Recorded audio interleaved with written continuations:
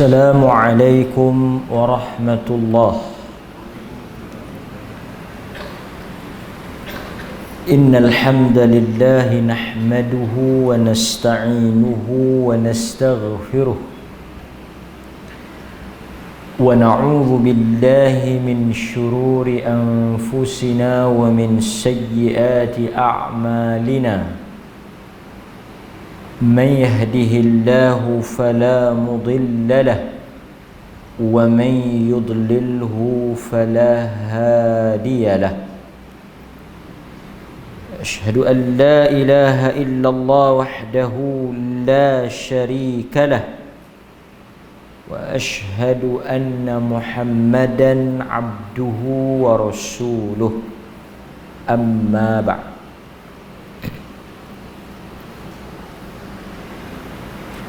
Tuan-tuan, kita bersyukur pada malam ini kita dapat sambung balik muka surat 347. Muka surat 347. Keadaan ahlut tauhid, keadaan orang-orang yang beriman, yang menjaga dan memelihara tauhid di neraka, dan bagaimana mereka dikeluarkan daripada neraka dengan sebab rahmat dan syafaat. Itu tajuknya. Kita tengok apa yang disebut oleh pengarang atau penulis kitab kita, Al-Imam Al-Hafidh Ibn Rajab Al-Hambali. Kata beliau, di dalam bab yang sebelum ini telah disebutkan tentang beberapa hadis di mana golongan ahlut tauhid akan melintasi titian sirat, yang mana titian sirat ini dibentangkan di atas neraka Jahannam. Sebahagian daripada kalangan orang-orang yang beriman diselamatkan oleh Allah daripada terjatuh ke dalamnya, dan ada sebahagian daripada kalangan orang-orang yang beriman jatuh ke dalam neraka. Ketika ahli syurga masuk ke dalam syurga, mereka kehilangan sebahagian saudara mereka yang sebenarnya terjatuh ke dalam neraka. Mereka memohon kepada Allah agar mengeluarkan saudara mereka daripada neraka. Itu apa yang akan kita syarahkan pada malam ini. Tuan-tuan, yang pertama, apabila Allah Azza wa Jal membentangkan neraka, membawa neraka, seperti dalam hadis yang kita baca, ditarik tali yang membawa neraka itu dengan 70,000 malaikat. Apabila dibentangkan neraka, diletakkan neraka, kita telah lalui dalam hadis-hadis Nabi sallallahu alaihi wasallam bagaimana Nabi menceritakan tentang titian as-sirat. Dibentangkan oleh Allah, diletakkan titian sirat itu di atas neraka. Letak duduknya titian as-sirat itu adalah di atas neraka. Di hujung titian itu, apabila kita selamat melintasi titi tersebut yang dikatakan as-sirat, kita akan masuk ke dalam syurga. Perkara yang terakhir yang akan ditempuh oleh orang-orang beriman, akan dilalui oleh orang-orang beriman sebelum menjejakkan kaki ke dalam syurga adalah titian as-sirat. Last station yang terakhir, perkara yang akan kita tempuh sebelum kita selamat dan masuk ke dalam syurga adalah titian as-sirat. Yang kita baca dalam riwayat-riwayat yang datang, yang sahih, Nabi SAW seperti yang dinukilkan daripada para sahabah menyatakan bahawa titian ini yang pertama sangat licin permukaannya. Bukan sahaja ia licin, tetapi sifat kepada licin itu menggelincirkan orang yang berada di atasnya. Jangan lupa dalam tajuk yang sebelum ini, lantai ataupun dia punya permukaan titi itu sangat licin. Dan sifat kepada licin itu ialah menggelincirkan, menyebabkan orang yang berada di atasnya akan tergelincir dan terjatuh. Itu permukaan dia. Kemudian datang juga riwayat yang lain menyebut bahawa selain daripada permukaannya yang licin, ia juga lebih tajam daripada pedang. Lantai yang licin yang kita akan pijak dan berjalan di atasnya itu dinyatakan bahawa ianya lebih tajam daripada pedang, lebih halus daripada rambut. Dalam keadaan yang begitu menggerikan, dalam keadaan yang mustahil manusia boleh selamat, ditambah pula daripada hadis-hadis yang sahih menyatakan di kiri dan kanannya ada duri pencakok. Duri yang berada di kiri dan kanannya itu diperintahkan oleh Allah, dijadikan oleh Allah Azza wa Jal untuk menarik dan mencakok manusia supaya terjatuh ke dalam neraka. Inilah gambaran yang sabit daripada Nabi dan para sahabah tentang keadaan titian as-sirat, yang kesemua manusia wajib, tidak dapat tidak, mesti melalui titian ini. Tidak ada jalan dan tidak ada saluran, tidak ada bahagian yang boleh menyelamatkan kita, yang boleh kita pilih atau gunakan untuk kita sampai ke pintu syurga, melainkan titian as-sirat. Kita tak ada pilihan. Inilah jalan yang kita akan tempuh. Sebab itu tuan-tuan, kita semua ini akan berakhir 2021. Tahun 2021 ini akan melabuhkan tirainya esok. Apakah antara amalan yang boleh mempermudahkan kita untuk lalu titian ni? Apakah antara amalan yang boleh memudahkan kita untuk lalu di atas titian ini?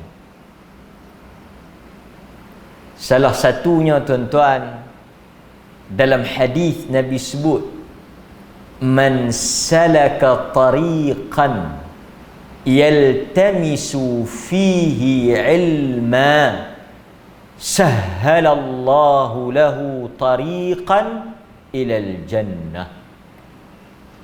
Sesiapa yang keluar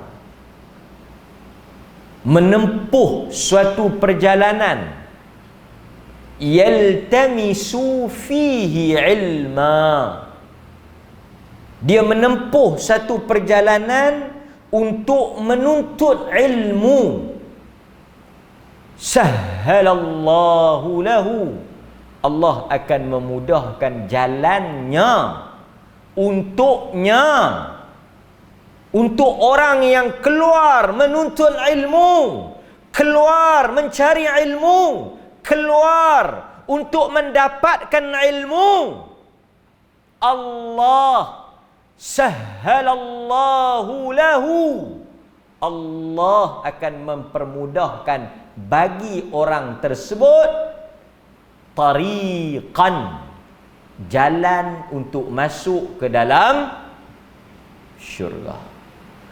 Dan kita sebut tadi jalan untuk masuk syurga tu jalan apa?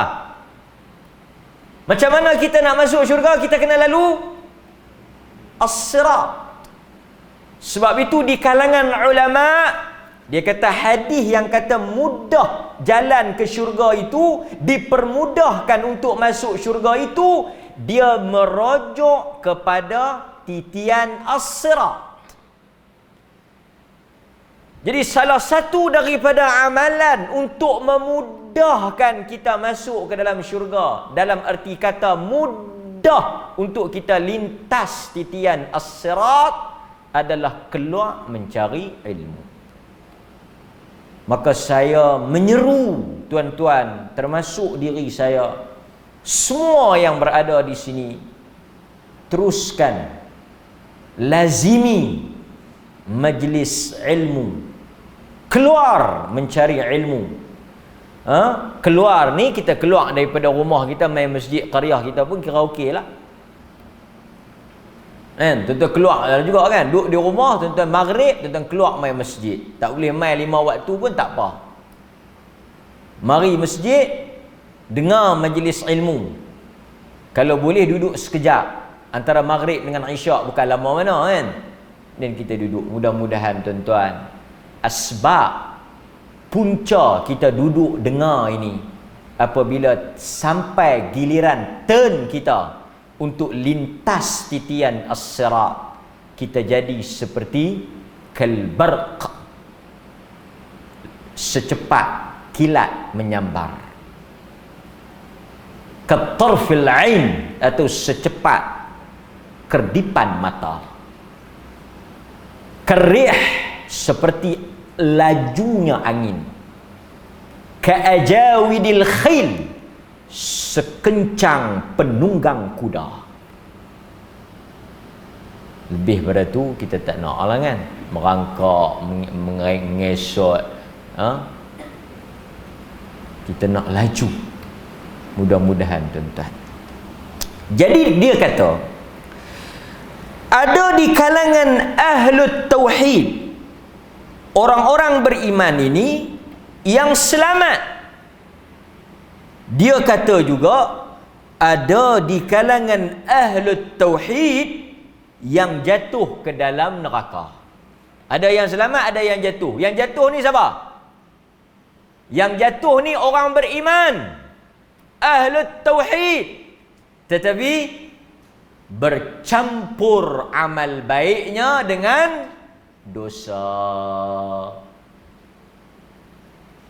Tuan-tuan kena ingat, bila kita sebut ahlut tauhid, orang yang mempunyai akidah, orang yang mempunyai iman, tidak menafikan bahawa dia itu tidak berdosa. Dia beza tuan-tuan. Tauhid ni akidah. Orang yang beriman kepada Allah, adakah bersih daripada dosa? Itu soalan kita. Adakah orang yang beriman kepada Allah, beriman kepada Rasul, beriman kepada Al-Quran, beriman kepada malaikat, menjaga akidahnya, adakah dia tidak terjatuh dan terlibat dalam melakukan dosa? Taklah. Sebab itu kita akan lihat nanti, ada di kalangan ahli neraka itu yang apabila dilihat di dalam amalannya, dipenuhi dengan dosa, dipenuhi dengan kejahatan. Sebab itu dia jatuh. Dia jatuh dulu, tapi diangkat keluar. Kenapa diangkat keluar? Kerana ada di dalam hati dia la ilaha illallah. Sebab itu kita katakan orang beriman ini ada juga yang menyandang gelaran fasiq. Fasiq iaitu orang yang melakukan dosa besar. Tapi dia beriman. Dia Muslim. Dia mengucap. Tapi mungkin dia berzina. Mungkin berjudi, minum arak, rasuah, berbohong. Apa lagi? Banyaklah dosa-dosa lain. Tetapi dari sudut akidah, dia Muslim. Dapat? Itu maksud dia. Ada di kalangan ahlut tauhid yang selamat, dan ada juga di kalangan ahlut tauhid yang jatuh. Okey. Yang selamat ni, bila dia selamat, dia masuk dalam neraka, dia tak sedar kata ada ahli keluarga dia yang jatuh. Bila dia tahu kata mereka jatuh? Bila dia perasan kata ada adik-beradik, Pak Long dia jatuh, Pak Menakan dia jatuh, yang kerja sekali dengan dia jatuh, anak murid dia jatuh, geng kayuh gerek sekali dengan dia jatuh, ada yang jatuh. Bila dia perasan kata pok ni jatuh? Bila mereka masuk dalam syurga, mereka pergi carilah. Kelih Pak Menakan kita? Aku tak kelih. Cari tak ada dalam syurga. So bila tak ada dalam syurga, barulah mereka sedar bahawa sebahagian daripada kaum keluarga, sanak saudara, rakan taulan, adik beradik, anak beranak yang tak sampai masuk. Tapi tak payahlah. Pasal apa? Kan macam tuan-tuan naik bot, orang main selamat banjir. Naik bot sampai di pusat penempatan sementara PPS tu, tuan-tuan mesti masa naik bot tu mungkin tak perasan. Sampai-sampai keluarga semua 7 orang sampai di pusat penempatan sekolah sementara yang orang tak tu 4 orang. Mana lagi 3? Mana lagi 3? Besar kemungkinan jatuh. Sampai-sampai mana dia? Ada? Tak ada. Jadi ini situasi yang kita akan saksikan.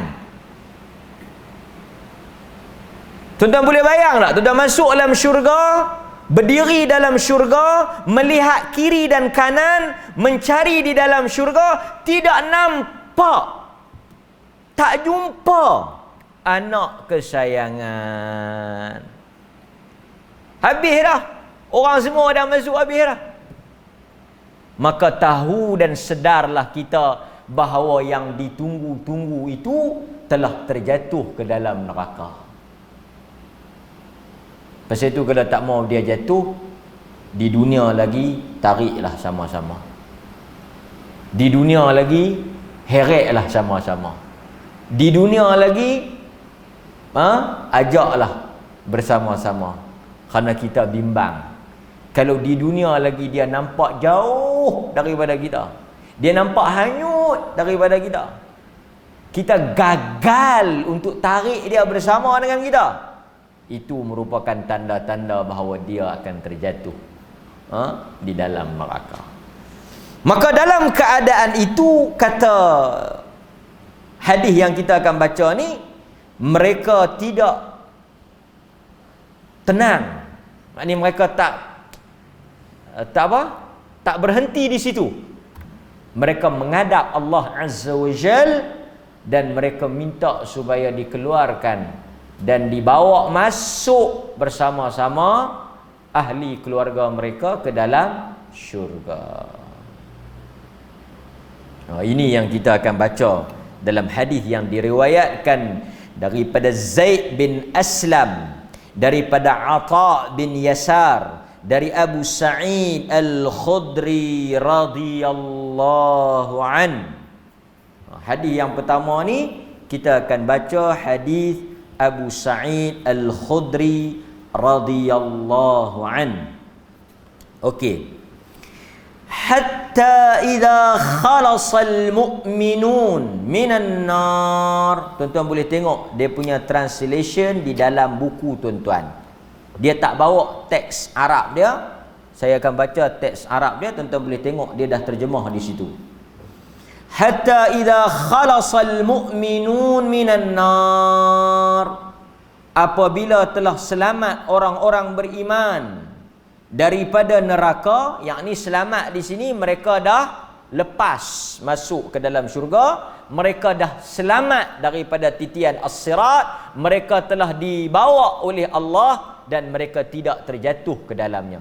Hatta idza khalasal mu'minun muttaqun, yang ni yang selamatlah, puak yang selamat ni, yang laju, yang cepat, yang tak jatuh, yang tak tersungkur, yang tak dicakok, yang tak ditarik ni, mereka masuk ke dalam syurga. Fawalladhi nafsi biyadih, demi Allah, kata Nabi, ma minkum min ahadin bi ashadda munashadatan lillah fistisqa al-haq minal mu'minin lillahi yawmal qiyamah li ikhwanihim. Masa tu orang-orang yang selamat ni, yang telah masuk ke dalam syurga, mereka telah menghadap Allah Ta'ala dan mereka telah minta sesungguh-sungguhnya. Macam kita habaq, macam kita pergi desak lah, dalam bahasa yang mudah kita nak faham, kita macam mendesak. Maksudnya kita memang harap sangat, kita berunding, kita pergi merayu, merintih sesungguh-sungguhnya di hadapan Allah Azza wa Jal. Untuk siapa? Orang-orang yang dah masuk ni. Kalau kita tuan-tuan ini yang kata ahli syurga ni, kalau kita tuan-tuan dah masuk, tengok tak ada, habuan lah, padan lah, dulu dah habak dah, tak mau nak dengar, ketegak, joh tak ketahuan hala, buat tak reti, nasihat dah, alah bertemu lah. Tidak, itu bukan sifat ahli syurga, itu bukan sifat orang beriman. Mereka pergi setelah mereka selamat, setelah mereka masuk ke dalam syurga, mereka tidak berpuas hati dengan selamatnya diri mereka. Sebab itu kata para ulama, sangat beruntung manusia yang mempunyai saudara yang beriman. Sangat beruntung kalau kita ada di kalangan ahli keluarga kita orang-orang yang beriman.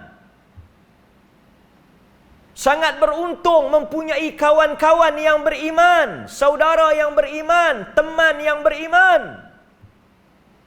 Kerana mereka inilah yang akan mengingati kita di akhirat esok. Mereka lah akan bercakap di hadapan Allah bagi pihak kita. Ada tok ke, tok wan ke, pak menakan ke, anak saudara ke, jiran ke, kawan ke, yang beriman. Tapi jangan duk harap, kata orang utara, jangan duk harap ketui dia saja. Tahu tak? Tui tak tui. Dia kata, hang aku tengok seronok semacamnya. Dia kata, mak aku tiap-tiap malam pergi masjid. Pak aku pun tiap-tiap malam pergi masjid. Jadi aku tak payah pergi dah. Pasal aku harap tui mereka. Mereka nanti nak tarik aku. Macam mana tuan-tuan? Macam mana? Beli Axia baru kat mak, automatik. Dia kata, mak ni, awak yang beli kereta baru, nak bagi mudah mak pergi masjid. Bagus abang. Minyak kalau habis, abang. Nanti dia buh bagi. Dia nak suruh kita pergi masjid pasal nak tarik dia esok ni. Nak hantar mak pergi umrah lah, bagus lah. Tapi dia dah mempergunakan. Tuan-tuan jangan lupa, dalam ayatul kursi Allah kata apa? Allah kata apa ayat kursi? Betul, mereka boleh tolong kita. Tapi yang nak ditolong itu juga, man dzalladzi yashfa'u 'indahu illa biizni. Mungkin si ibu tu nak pi sambak tangan anak tu, mungkin si mak tu nak pi tarik tangan anak tu, tapi Tuhan kata tak boleh. Sebab itu syarat-syarat kepada syafa'ah, yang pertama, yang nak tolong tu layak. Asy-syafi', yang nak bagi tu dia layak untuk tolong. Yang kedua apa dia? Yang nak ditolong itu juga diizinkan oleh Allah untuk mendapat pertolongan itu. Dia mesti dua pihak itu mendapat green light daripada Tuhan. Sebab kalau yang betul mak tu beriman, ayah tu beriman, anak tu beriman, dia itu mendapat izin daripada Allah, dia boleh menolong, dia boleh bagi syafaat. Tetapi bila dia habaq, siapa yang hang nak tolong? Aku nak tolong anak aku, ya Allah. Anak hang tak boleh, orang lain hang boleh. Pasal apa? Anak hang terhalang daripada mendapat izin untuk ditolong. So jangan kita berada pada keadaan yang selesa. Kita juga nak kena pastikan diri kita layak untuk diizinkan mendapat syafaat. Jadi tuan-tuan yang ada keluarga, kawan-kawan, ingat mengingati, nasihat menasihati. Nampak? Okey? Kemudian kemudian Nabi kata apa? Li ikhwanihim alladzina finnar. Mereka ini akan bercakap dan berharap, merayu, merintih, meminta kepada Allah dengan sesungguh-sungguhnya untuk saudara-saudara mereka yang berada di dalam neraka. Yaqulun, mereka berkata, Rabbana, kanu, wahai Allah, ya Allah Tuhan kami, mereka dahulu yasumuna ma'ana, mereka dahulu yang berada di dalam neraka itu berpuasa bersama dengan kami. Ini yang kita kata ahlul tauhid, ahlul iman. Mereka bukan tak buat amalan, ada amalan. Jadi kita bila pergi menghadap Allah Ta'ala, kita bagi tahu, kanu yasumuna ma'ana, mereka itu berpuasa dengan kami. Wa yusalluna, mereka itu bersalat bersama dengan kami. Wa yahujjuna, mereka juga menunaikan haji bersama dengan kami. Fayuqalu lahum akhriju man araftum. Kemudian Allah Subhanahu wa taala berkata kepada ahli-ahli syurga tadi ini, pergilah, keluarkanlah oleh kamu sesiapa yang kamu kenal. Ini izin daripada Allah. Pasal itu tuan-tuan baca tak, bila Nabi SAW nak pergi menghadap Allah Ta'ala minta supaya dimulakan hisab yang kita sebut sebagai syafa'atul uzma, syafaat yang paling besar, apa yang Nabi buat? Nabi cerita adalah hadis. Nabi buat apa? Yang pertama, Nabi SAW sebut dia pergi sujud kepada Allah. Dia pergi sujud. Bila orang pergi jumpa Adam tak boleh, Isa tak boleh, Musa tak boleh, Nuh tak boleh, semua nabi-nabi ni tak boleh. Semua mereka ada masalah, mereka tolak, reject, refuse. Mereka pergi kepada Nabi SAW yang disebut sebagai syafaat yang paling besar, uzma, yang paling agung. Nabi pergi menghadap Allah Ta'ala. Nabi sujud, tunduk kepada Allah, memuji Allah dengan pujian yang diajar oleh Allah. Yang Nabi kata, aku tak boleh sebut pujian itu di dunia, tapi Allah bagi pujian itu kepada aku. Aku sujud dan memuji Allah. Allah kata, angkat kepala engkau Muhammad, mintalah apa yang kau nak minta, aku akan perkenankan. Begitu menghinanya diri Nabi untuk mendapat keizinan dan perkenan daripada Allah. Pergi sujud, tunduk, kemudian puji Allah dengan pujian yang paling agung yang diajar oleh Allah, memuji dirinya. Kemudian Allah berfirman kepada Nabi, angkat kepala engkau. Cukup, angkat. Minta apa yang kau nak minta, aku akan beri. Kemudian Nabi minta supaya apa? Nabi kata, ummati, ummati, ummati. Di antara benda yang Nabi sebut, Nabi minta apabila Allah mengizinkan, memperkenankan, menitahkan supaya Nabi minta, Nabi mulakan dengan ummati, ummati, ummati. Nabi kata, aku minta bagi pihak umat aku. Jadi orang-orang yang beriman ni dia pergi jumpa Allah Ta'ala, merayu, merintih, minta kepada Allah. Kemudian Allah kata, pergi keluarkan sesiapa yang kamu kenal. Fatuharramu suwaruhum 'alan nar fayukhrijuna khalqan katsira qad akhadhatin nar ila nisfi saqih wa ila rukbatih thumma yaqulun. Mereka pergi tuan-tuan, mereka boleh kenal lagi. Pasal apa mereka boleh kenal lagi?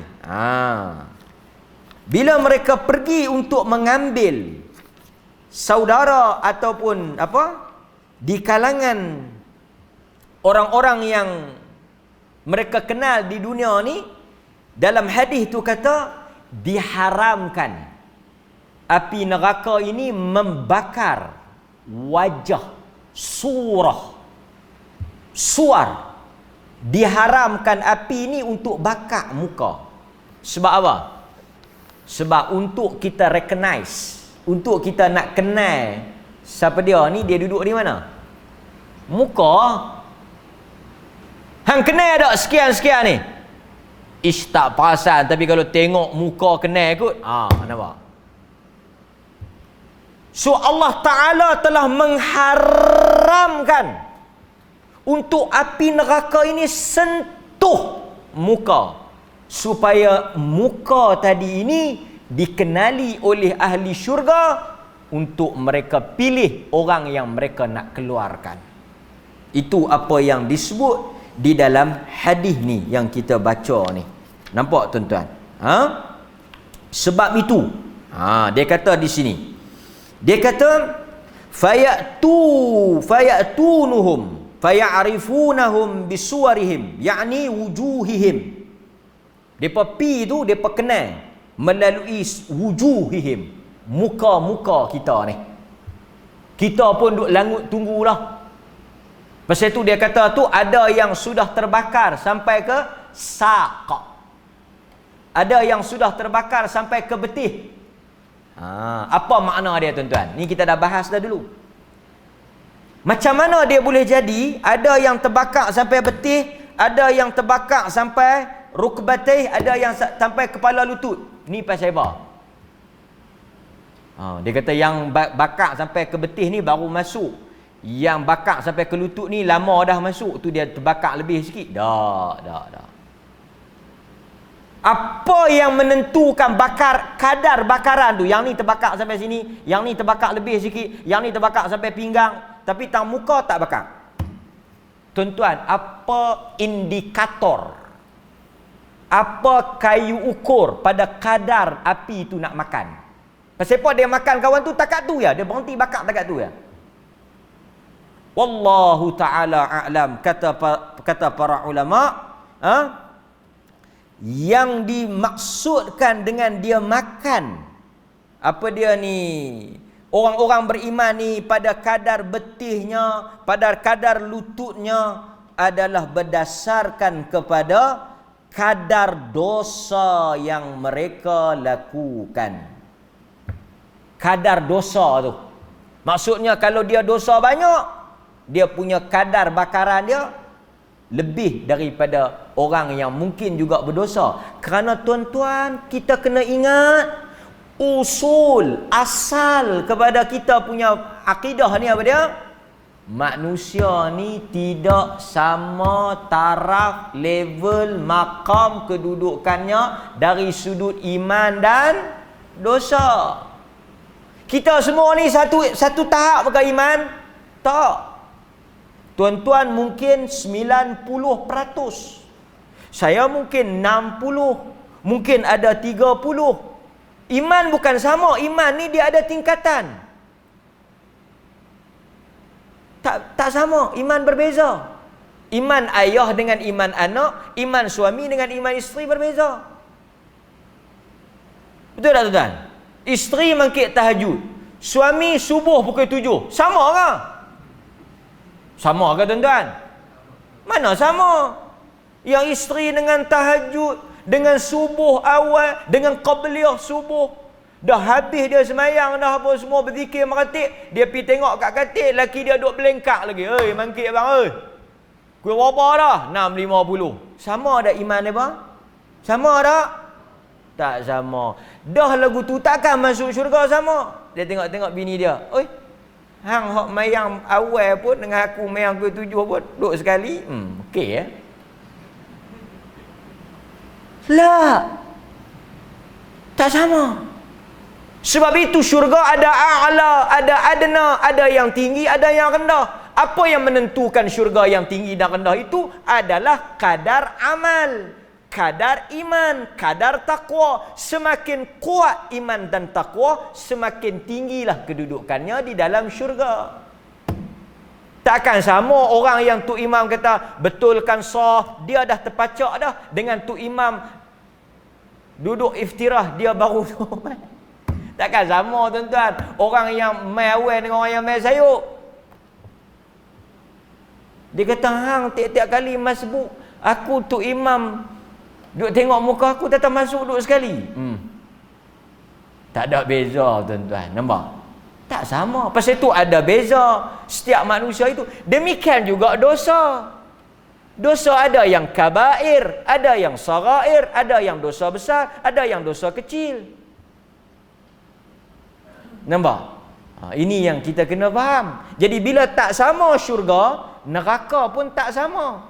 Dan neraka juga azabnya berbeza. Ada yang azabnya dahsyat, azabnya pedih. Yang paling teruk sekali tentulah orang kafir. Takkan azab orang kafir sama dengan azab orang beriman. Neraka orang kafir takkan sama dengan neraka orang tak sama.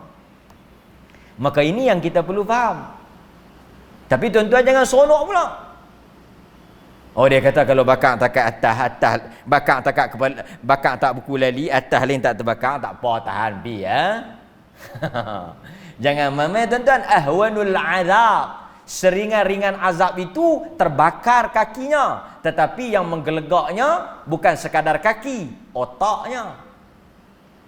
Kan? Tapi saya nak bagi tahu tak sama. Kerana Nabi kata ahwan, ada yang paling ringan. Kalau ada yang paling ringan, maknanya mesti ada yang paling berat.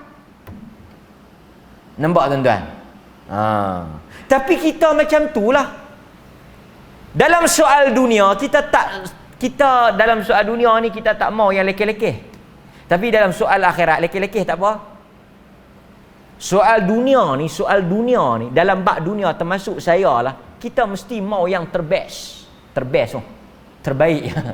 Kita mesti mau yang terbaik, betul tak? The best. Kita tak akan mau. Kita akan tanya yang paling sedap, yang paling seronok. Dalam dunia soalan kita sama, yang paling hebat. Dia kata tak mana hak paling sedap. Orang tak tanya tak mana kedai ikan bakar boleh makan boleh. Dia kira dia bakar, tak apa, masak tak masak biar pi nama ikan bakar. Dah, kita tak mau. Kita akan tanya tak mana hak paling sedap. Hak ni pun boleh makan juga, ikan juga, bukan bewok. Dia bakar ikan juga kan. Cuma hak ni dia bakar tak rasa apalah, tapi hak nu sedap. Kita tak mai hak ni. Dia kata pasal apa kedai ni tak ada orang? Pasal tak sedap.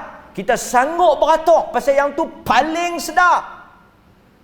Kerana dunia kita bertarung untuk mendapat yang terbaik. Tapi bila orang cerita yang ni syurga paling baik apa semua, tak apalah, hampa ambil lah kan. Aku janji masuk duk ujung-ujung pun padan lah, boleh. Itu kita tak mau. Maka ini suatu pengajaran untuk kita kan. Okey tuan-tuan, hadirin mukminin. Kemudian kita sambung balik. Dia kata apa? Dia kata tadi muka tak terbakar.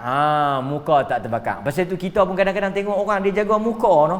Muka jangan main tuan-tuan, tambah orang perempuan. Muka juga dia jaga. Pasal tu kan, habis beratus-ratus ringgit pasal nak pergi nampak muka elok. Muka ni jangan main-main kan. Pasal tu Nabi larang pukul di muka. Muka ni satu kehormatan bagi manusia. Kemudian dia kata apa lagi? Dia kata was-suratu tutla' 'alal wajh. Bila sebut gambaran, bila sebut gambar surah, dia mesti merujuk kepada wajah. Boleh juga kepada kaki, tangan, semua boleh juga, tapi dia kata yang maksud bila dia kata tak terbakar surah gambaran itu wajah lah kan. Wal muradu huna man. Dan dia kata yang dimaksudkan bahagian muka yang tidak terbakar itu kerana apa? Atharus sujud. Atharus sujud, iaitu bekas daripada kesan sujud. Jadi bahagian yang kita sujud tu tak terbakar oleh neraka. Ini berdasarkan hadis yang diriwayatkan kama fis sahihain, seperti hadis yang diriwayatkan oleh al-Imam al-Bukhari dan Muslim, harramallahu taala 'alan nar, Allah telah mengharamkan ke atas api neraka an ta'kula athar sujud, untuk api neraka itu memakan bekas dan kesan daripada sujud. Nampak? Jadi dia tak makan tu disebabkan oleh kesan ataupun bekas tempat. Termasuk juga kita boleh faham 7 anggota sujud tu tak disentuh. Kerana itu juga termasuk dalam anggota sujud. Kan? Dan Nabi juga akan kenal kita melalui kesan daripada sujud. Nampak? Tapi kalau seumur hidup tak pernah sujud, berat jugalah. Kan? Okey. Kemudian kita sambung lagi. Dia kata apa? Dia kata thumma yaquluna rabbana ma baqiya fiha ahadun mimman amartana bih. Kemudian dia kata, ya Allah, kami telah pilih dan telah dibawa keluar semua orang yang engkau sebutkan tadi ni. Yang mana yang layak, yang cukup syarat tu kami dah bawa keluar dah. Tapi masih ada lagi yang tak keluar. Maka Allah Subhanahu wa taala berfirman, irji'u. Pergi lagi. Pergi lagi. Pasal ada lagi dalam neraka tu, pergi lagi. Siapa dia? Faman wajadtum fi qalbihi mithqala dinarin min khairin fa akhrijuh. Sesiapa yang hampa kenal, yang hampa tahu di dalam hati dia, amalan dia ada kebaikan walaupun sebesar dinar, kalau hampa kenal tahu, pergi ambil, bawa keluar. Amalan sebesar dinar, yang dinar tu duit emas tu lah kan, dinar, dirham tu. Kalau amalan sebesar dinar, tuan-tuan, kejahatan dia tak tahu sebesar mana. Kan? Sebesar duit shilling tu je kebaikan dia, apa tak tahulah, tapi besar tu lah. Duit shilling tu, itulah kebaikan dia. Kan? Allah kata kalau hak tu pun ada, hampa kena ambil, bawa keluar. Walaupun baik dia tu tak banyak, sikit sebesar dinar, bawa keluar. Maka keluarlah second batch. Kita bagi laluan pada azan. Sekejap lagi kita habiskan hadis ni dan kita tangguh kelas insya-Allah taala.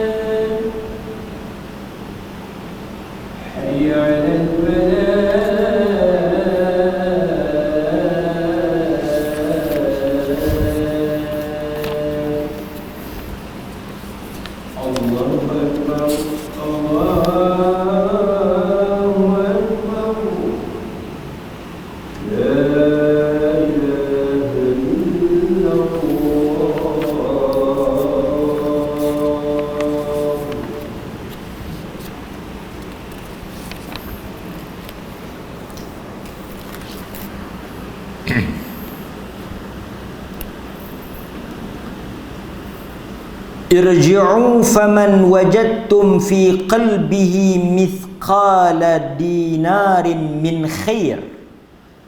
Kembalilah kamu ke neraka dan keluarkanlah oleh kamu sesiapa yang kamu dapati di dalam hatinya mithqal dinar, ada sebesar seberat dinar daripada kebaikan yang pernah dia buat di dunia.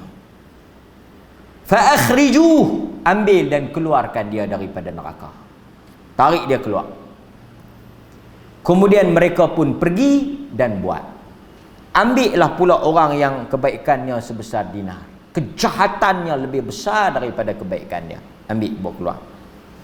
Kemudian tuan-tuan, mereka pun fayukhrijuna khalqan kathir. Ramai yang mereka dapat keluarkan. Setelah itu thumma yaqulun rabbana lam nadhar fiha ahadan mimman amartana. Dah habis kami ambil. Siapa-siapa yang ada kebaikan sebesar dinar, semua dah keluar. Kemudian Allah kata lagi kepada mereka, irji'u, pergi lagi. Faman wajadtum fi qalbihi mithqala nisf.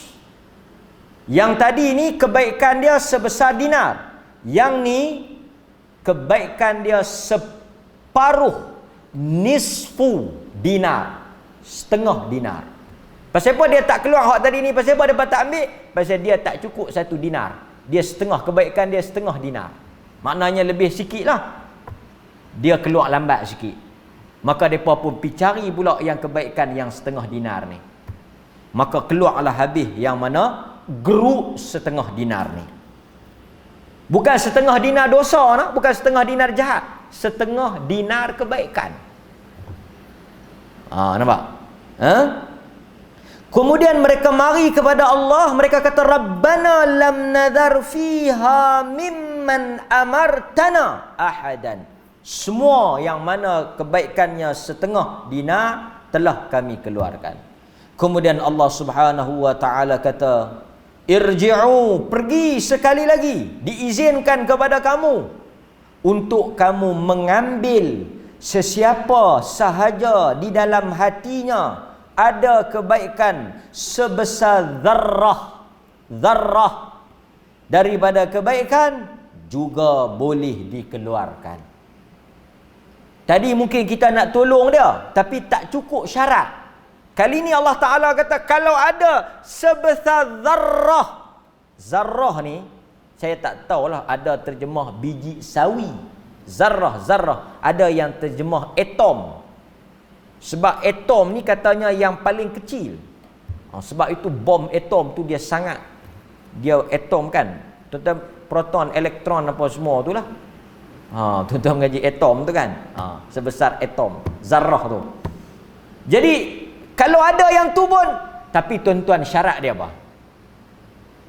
Syarat dia yang sebesar dinar kebaikan tadi ni, setengah dinar kebaikan tadi ni, dan yang terakhir ada riwayat kata sya'irah, sebesar gandum. Ada yang baru pergi pada sebesar zarrah. Semua ini mesti diikat dengan tauhid.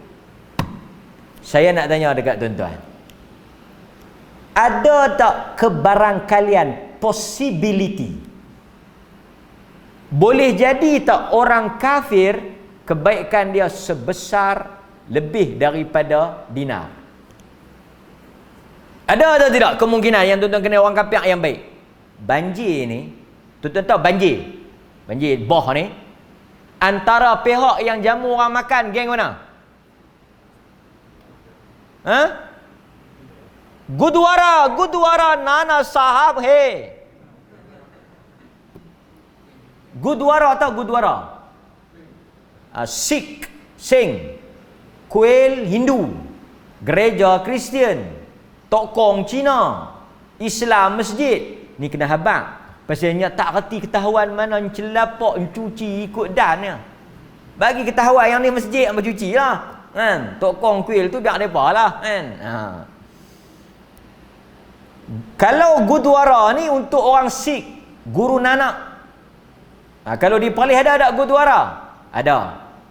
Dalam Kangak tu ada Gurdwara. Esok kalau tak ada apa-apa, pergi buat lawatan sambil belajar. Mengenal rumah-rumah ibadat. Anjuran Jawatan Kuasa Qaryah Masjid Baru. Masuk dalam aktiviti tahunan, hantar pergi ke Jaid. Bentang dalam Muktamar Agung. Kan? Gurdwara dalam tengah Kangak tu. Depan OZ Home tu ada Gurdwara. Depa jamu orang makan, tuan-tuan. Depa ni vegetarian. Depa jamu, depa masak.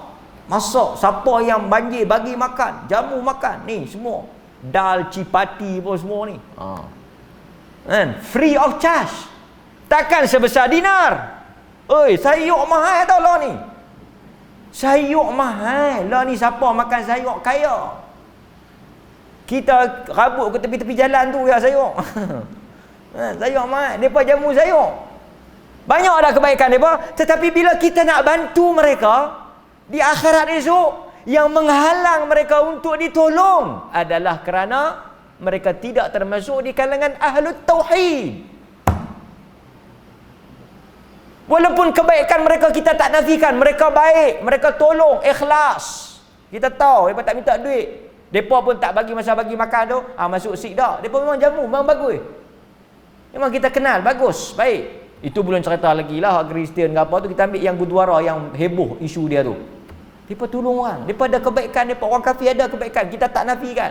Mereka bagus dalam aktiviti kebajikan ni. Tetapi kita ambil contoh tuan-tuan apa yang berlaku kepada bapa saudara Nabi SAW, Abu Talib. Itu manusia yang kita kata terbaik lah. Pasal apa? Pasal dia bukan tolong orang biasa. Dia bukan tolong orang banjir. Dia bukan tolong orang ni, dia tolong Nabi. Nabi dia tolong. Dia bagi makan Nabi. Nabi tu dia yang bela daripada kecil sampai besar. Dia bagi makan, dia jaga. Orang tak berani tempuh Nabi kerana dia ada. Dan sebahagian kata lah, dia tak masuk Islam kerana apa? Kerana bila dia kafir tu dia ada gah. Kalau dia masuk Islam mungkin gah dia kurang. Dia tak dapat bertahan Nabi. Kira memang dia ni dahsyat lah berkorban untuk Nabi. Tetapi dia tidak mendapat syafaat Nabi. Al-Abbas ni kira abang dia lah. Abu Talib tu kan. Al-Abbas pergi tanya dekat Nabi. Tak bolehkah kau buat apa-apa dekat bapa saudara adik-beradik kita ni macam itulah, tak boleh buat apa-apa. Kena adik-beradik kita ni, kaum keluarga kita bukan jauh ni. Sedarah, sedaging. Semua Abdul Muttalib punya klan. Darah Abdul Muttalib ni. Tapi kita tak boleh. Pasal dia mati bukan di atas agama yang aku bawa. Ini yang kita tajuk kita kelebihan Ahlut Tauhid. Ahlut Tauhid ni besar macam mana pun, dia tak kekal. Dia akan keluar. Kemudian mereka pun pergi ambil lah yang zarrah ni, min khairin fa akhriju, keluarlah habis. Artinya apa tuan-tuan? Kalau based on hadis ni, kalau kita berdasarkan kepada hadis ni tuan-tuan, tidak ada orang-orang yang beriman akan kekal di dalam neraka. Bahkan sebahagian besar seluruh orang beriman itu akan keluar dengan syafaat dan rahmat. Tak mana rahmat? Okey. Last kali depa bawa keluar siapa? Last kali depa bawa keluar orang yang ada kebaikan sebesar zarah. Agak-agak ada lagi? Ada. Siapa dia agak-agak tuan-tuan? Orang yang tak ada buat baik langsung. Zarah pun tak ada. Ada tuan-tuan.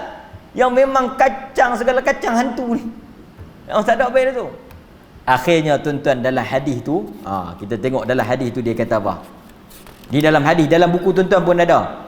Dia kata di sini, walam yabqa illa arhamur rahimin fayaqbidu qabdatan minan nar fayukhriju minha qauman. Nampak?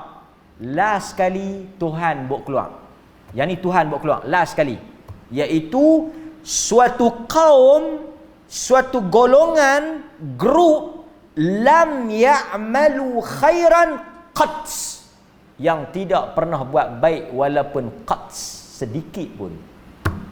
Yang ni dengan rahmat Allah, Allah ambil bawa keluar. Kemudian ada hangit apa semua, campak dalam sungai, dia jadi balik, dia masuk syurga. Pasal itu tuan-tuan, kita selalu menasihati diri kita dan seluruh kaum keluarga kita, jaga, pelihara, elok-elok tauhid akidah. Ini akidah yang paling besar ni, kelebihan tauhid kalimatut taqwa ni, sebab dia menjadi penentu sama ada kita kekal atau kita keluar daripada neraka. Kebaikan kita sikit, tak ada kebaikan pun, tapi tauhid ada, keluar. Pasal itu Nabi kata, man qala la ilaha illallah khalisan min qalbih, siapa yang mengucap la ilaha illallah, syahadah, ikhlas, bersih daripada hati dia, jujur, benar, dia akan masuk ke dalam syurga. Tu yang kita duk mengucap akidah kita tu. Nampak? Mudah-mudahan dengan hadis ini memberikan khabar gembira kepada kita yang menjaga tauhid dan akidah kita supaya dikeluarkan oleh Allah daripada azab api neraka. Wabillahi taufiq wa hidayah. Assalamualaikum warahmatullahi wabarakatuh.